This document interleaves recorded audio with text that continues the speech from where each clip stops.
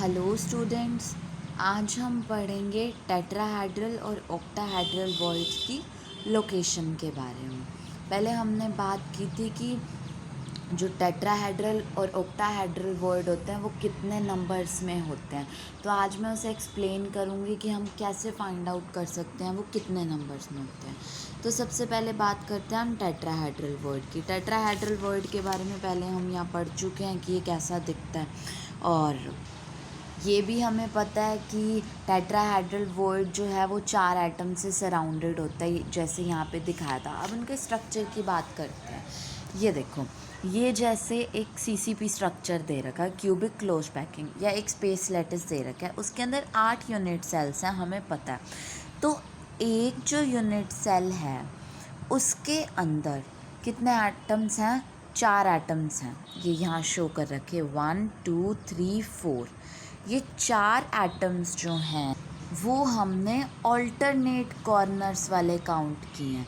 जैसे कि ये कॉर्नर और ये कॉर्नर, ये कॉर्नर और ये कॉर्नर, ये कॉर्नर और ये कॉर्नर, ये कॉर्नर और ये कॉर्नर। अब ये सब जॉइन होके, ये सभी कॉर्नर्स एक दूसरे के साथ जॉइन होके एक टेट्राहेड्रन बनाते हैं।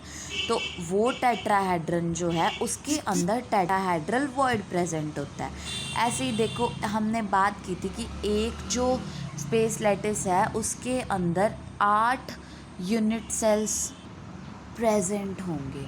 तो अब ये 8 यूनिट सेल्स इसके अंदर प्रेजेंट हैं, और ये देखो बता रखे कि एक सीसीपी स्ट्रक्चर में 4 एटम्स होते हैं पर यूनिट सेल में। हर यूनिट सेल में 4 एटम्स प्रेजेंट होते हैं। तो ठीक है, वो 4 एटम्स मिलके क्या बनाते हैं? तो मतलब ये होल जो है उसमें भी 4 एटम्स होंगे। जैसे इसके साथ हमने इस कॉर्नर को मिलाया, इस कॉर्नर के साथ हमने फिर इस कॉर्नर को भी मिलाया, तो इसमें भी एक बनता है। तो इन्होंने ये बता रखा है कि जो हर एक टेट्राहेड्रल वर्ड बन रहा है, अगर हमारे पास 4 एटम्स हैं तो हमारे पास 8 टेट्राहेड्रल वर्ड्स बनेंगे। जो टेट्राहेड्रल्स वर्ड्स होते हैं वो ट्वाइस होते हैं नंबर ऑफ़ एटम्स के। यानी अगर नंबर ऑफ़ एटम्स n हैं तो जो टेट्राहेड्रल वर्ड्स होंगे वो नंबर ऑफ 2n होंगे नंबर में। अब ऐसे ही हम बात करते हैं ऑक्टाहेड्रल वर्ड की।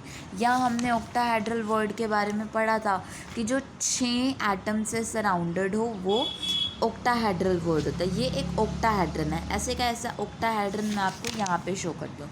देखो, ये बस थोड़ा सा टिल्ट हो गया, तो ये वही ऑक्टाहेड्रन है।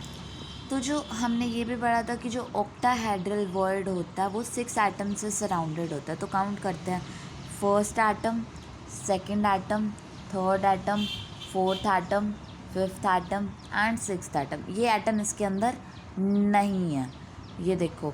तो अब हम बात करते हैं कि जो 6 एटम से सराउंडेड, तो बीच में एक ऑक्टाहेड्रल वर्ड बन गया। ये तो हमने पढ़ा था एजेस का, ये हो गया बॉडी सेंटर का। इसके अंदर एक ऑक्टाहेड्रल वर्ड बन रहा है। देखो, ये भी कितने एटम से सराउंडेड है? 1 2 3 4 5 एंड 6 एटम से सराउंडेड है। हमें ये पता है कि हर एटम का 1/4 पोर्शन जो होता है वो प्रेजेंट होता है एक वर्ड के अंदर, ठीक है, या फिर एक एटम के अंदर, सॉरी एक यूनिट सेल के अंदर 1/4 पोर्शन प्रेजेंट होता है। तो अब हमें ये भी पता है कि हर यूनिट सेल के अंदर एक एक ही ऑक्टाहेड्रल वर्ड बनेगा। जैसे हमने पहले बात की थी, एक यूनिट सेल के अंदर 2 टेट्राहेड्रल वर्ड बनेंगे, लेकिन इधर एक यूनिट सेल के अंदर एक ही ऑक्टाहेड्रल वर्ड बनेगा। तो नंबर ऑफ़ जो ऑक्टाहेड्रल वर्ड्स होते हैं वो उतने ही होते हैं जितने नंबर ऑफ़ एटम्स प्रेजेंट होते हैं। यानी कि अगर नंबर ऑफ़ एटम्स n हैं तो ऑक्टाहेड्रल वर्ड्स भी n नंबर में ही प्रेजेंट होंगे। अब हम आगे बात करते हैं। ये देखो, ये दे रखा कि यहाँ total number of octahedral words 4 हैं, और हर यूनिट सेल में एटम्स भी 4 ही होते हैं। जैसा कि हमने देखा था कि 1/4 ही एक एटम का प्रेजेंट होता है, तो 1/4 एक एटम का प्रेजेंट हुआ, और टोटल नंबर ऑफ एटम्स कितने हो गए? 12 टोटल नंबर ऑफ़ एटम्स हैं, और 1/4 पोर्शन उनका प्रेजेंट है। तो टोटल नंबर ऑफ़ एटम्स 3 हो गए, और एक बॉडी सेंटर वाला होगा। तो टोटल कितने हो गए? 4 हो गए।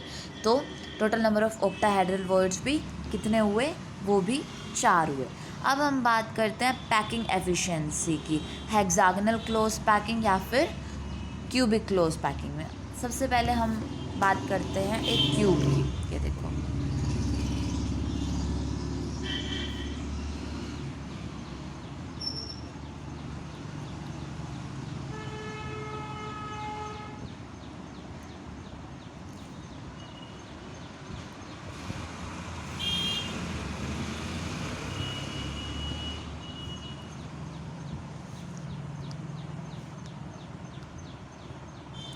ये बन गया हमारा एक cube.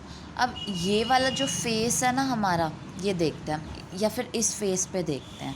Late us consider this A, B, C and D. बाकी सारे हम बाद में पॉइंट आउट कर लेंगे।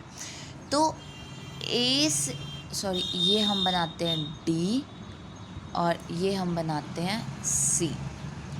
तो ए से लेके सी तक की लाइन जो हम डायगनली एक लाइन लेते हैं, तो ये जो ए, बी और सी, ये एक ट्रायंगल फॉर्म हो गया, राइट। अब इस ट्रायंगल में ए और सी जो है वो है हाइपोटेन्यूज।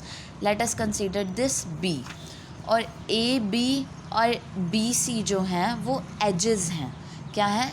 एजेस हैं एक क्यूब की, ठीक है, या एक यूनिट सेल की। तो अब हम देखते हैं जो एज लेंथ है हमारी, हम लिख लेते हैं जो हमारी एज लेंथ है वो है ए। एज लेंथ होगी बी, ए सी क्या होगी? बी। एज लेंथ ए होगी और जो ए सी है वो बी होगी। और एक ट्रायंगल में हमको पता है कि जो हाइपोटेन्यूज का स्क्वायर होता है वो किसके इक्वल होता है? बेस के स्क्वायर के प्लस परपेंडिकुलर के स्क्वायर के। तो यहाँ पे हाइपोटेन्यूज है ए सी, यानी ए सी का square is equal to base है यहाँ पे ए बी का स्क्वायर प्लस में परपेंडिकुलर क्या है यहाँ पे? बी सी के स्क्वायर के। तो जो ए सी है उसको हमने बी कंसिडर्ड किया था, यानी बी का square is equal to A B जो है वो एज लेंथ है और बी सी भी है वो एज लेंथ है, क्योंकि क्यूब है तो सभी एजेस इक्वल होंगी। ए का स्क्वायर इज इक्वल टू ए का स्क्वायर। अब देखते हैं क्या हो गया, यानी कि B is equal to, sorry यहाँ प्लस आएगा, B is equal to 2√2a, यानी कि इधर भी रूट आ गई, इधर भी रूट आ गई, स्क्वायर इस पे इकट्ठे पे रूट आ गई बी वाली, बी ने अपना स्क्वायर देके उधर रूट बना दी और ये हो गया √2a। अब हम बात करते हैं कि जो एक स्क्वायर की रेडियस, एक स्फेयर की रेडियस को हम आर मान लेते हैं। एक स्फेयर की रेडियस जो होती है वो आर होती है। तो एक यूनिट सेल में हमने पढ़ा हुआ है कि 4 स्फेयर्स होते हैं, यानी बी को हम एक होल्स वो मान लेते हैं। तो बी जो है वो 4r के इक्वल हुआ, और जो बी है वो √2a के भी इक्वल है, यानी कि 4r जो है वो √2a के भी इक्वल है। अब हम आगे देखते हैं।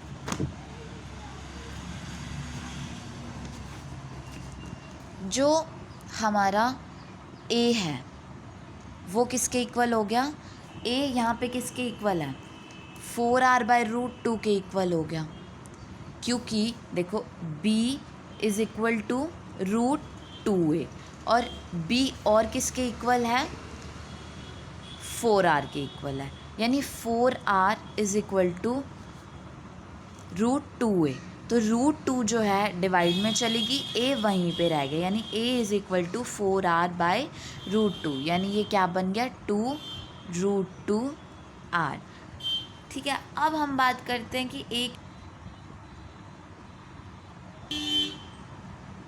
एक यूनिट सेल जो होता है या सीसीपी स्ट्रक्चर होता है उसमें 4 स्फेयर्स होते हैं, यानी सबसे पहले तो एक स्फेयर की वॉल्यूम क्या होती है? 4/3 πr³। तो 4 स्फेयर्स की वॉल्यूम क्या हुई? इनटू में 4 कर देंगे, ठीक है। और एक क्यूब की वॉल्यूम क्या हुई?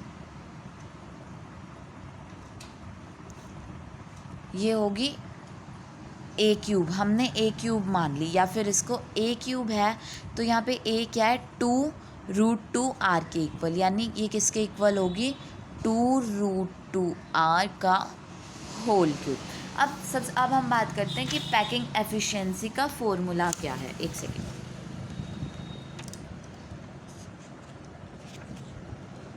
जो पैकिंग एफिशिएंसी है उसका फॉर्मूला होता है volume occupied by 4 spheres into में 100 बाय में total volume of unit cell. ठीक है, अब वॉल्यूम कितनी ऑक्यूपाई की है 4 स्फीयर्स ने, ये है 4 × 4/3 πr क्यूब इनटू में इनटू में 100 बाय में जो टोटल वॉल्यूम है यूनिट सेल की, 2 × √2r का होल क्यूब। पीछे परसेंटेज लगेगी क्योंकि हमने 100 से मल्टीप्लाई किया। अब हम इसको सॉल्व करते हैं।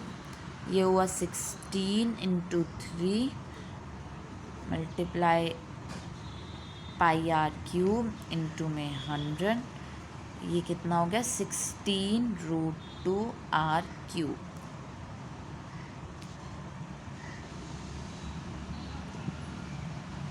हमारी टोटल आती है 74%। तो आज हमने पैकिंग एफिशिएंसी पढ़ी HCP और CCP की, कल हम पढ़ेंगे बॉडी सेंटर्ड क्यूबिक स्ट्रक्चर की।